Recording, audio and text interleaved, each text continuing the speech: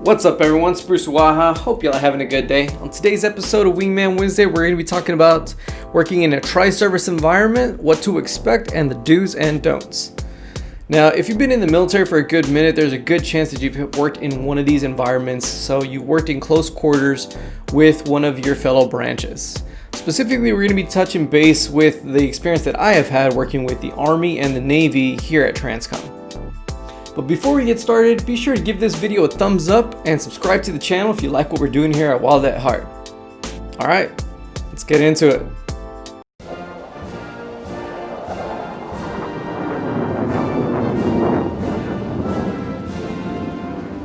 Now, many airmen do ask themselves what it would be like to work in a different military branch, and the same could be said for the other branches as well in regards to being a part of the U.S. Air Force.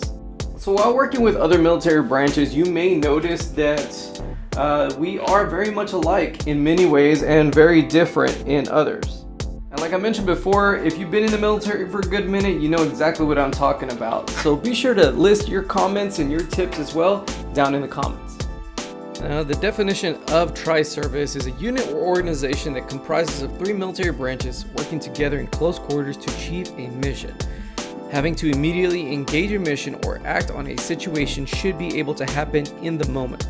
In order to complete a specific mission, many times superior flexibility is a requirement to execute the mission and complete the mission as well.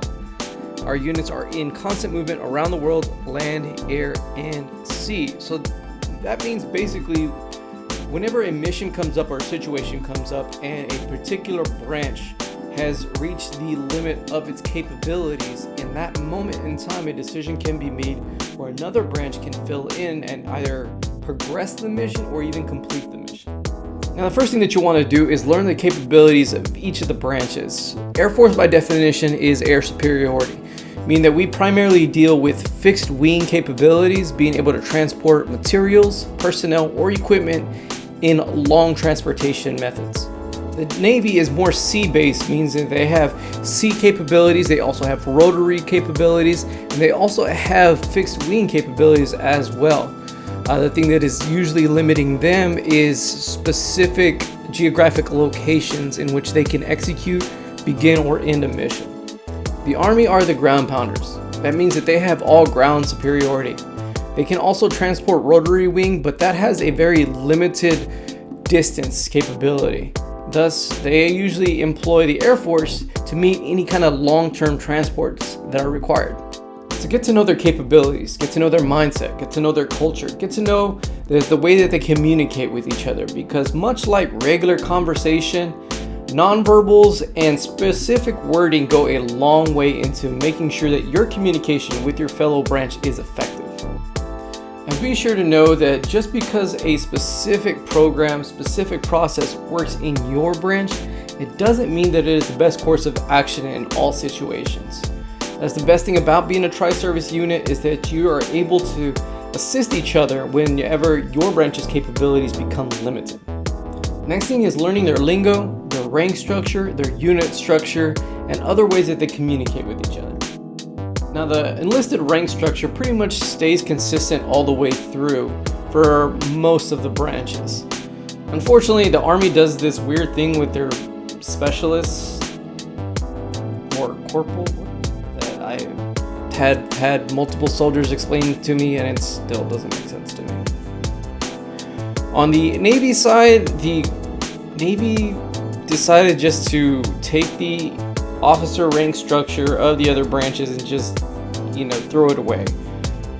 If you're on a ship and you're an officer, you have a completely different officer rank structure that basically makes a captain a colonel, and it's just learn it. It'll be a lot better for you in the long run if you do, because the last thing you want to do is talk to a Navy captain as if they were an Air Force or an Army captain. Has it happened to me? No. Has it happened to other people? Absolutely. And it is very funny to watch as long as you're not on the receiving end of it. Now, the next piece of advice is learn their unit structure. It kind of helps better formulate what that person is trying to communicate to you, or you're trying to communicate to that individual. You're an airman, you already know flight, squadron, group, wing, etc. So be sure to familiarize yourself with the Army and the Navy or whatever branch that you're going to be serving with. And along the lines of communication, if you're having difficulty talking to someone of a different branch while exchanging information or communicating instructions, see if you can get someone from your own team that's of the same branch as that individual. Let the Army talk to Army, let the Navy talk to Navy. A lot of times miscommunication becomes detrimental to the mission and whatever you're trying to execute in that point in time. Communication is paramount, so do whatever you can to alleviate any instance of miscommunication. And like I mentioned before, be humble, be respectful, be professional, and know what guidance that your mission is falling under.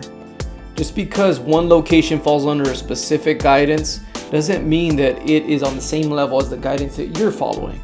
Many guidance can supersede each other just depending on what the mission is, what the location is, or whatever branch is leading that specific mission. Now the OGs are obviously the US Army and the US Navy. The US Continental Army was established in 1775. The US Continental Navy was established in 1775 as well. However, the US Army was established as the US Army in 1784, but the US Navy wasn't the US Navy established until 1794. Now, the US Army created the Army Air Corps, which was in 1942. This went on to establish the United States Air Force in 1947. So a lot of our cultures, our rank structures, and a lot of our customs and courtesies come from each other. Now the Navy and the Marines, that's a bit different.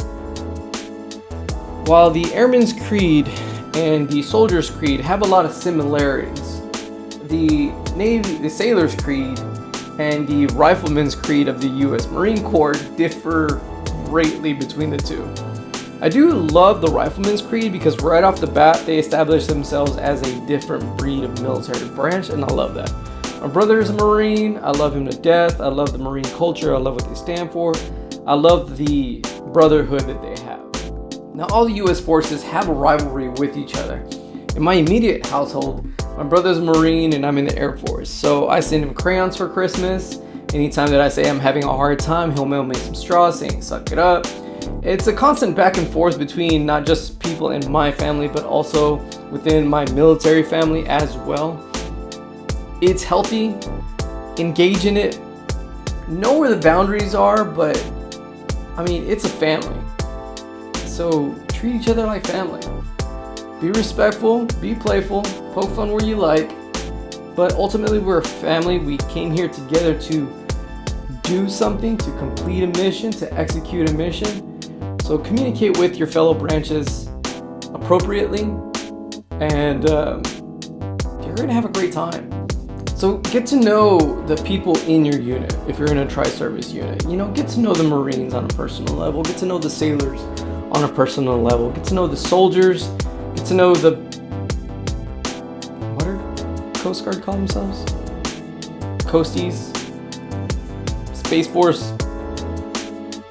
Guardians, I don't know what, I digress.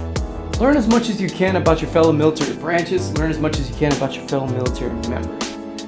Don't let the mission be the only thing that brought you together. Well, everyone, I hope you found that information beneficial. Thanks for stopping by Wingman Wednesday. And like I mentioned before, if you worked in a tri-service environment or you've worked closely with any of the other branches, be sure to leave your experience down in the comments below. Leave some tips, some tricks, some stories. I'd love to read them. I'm Bruce with Waha, asking you, hey, where's your wingman? Y'all take it easy.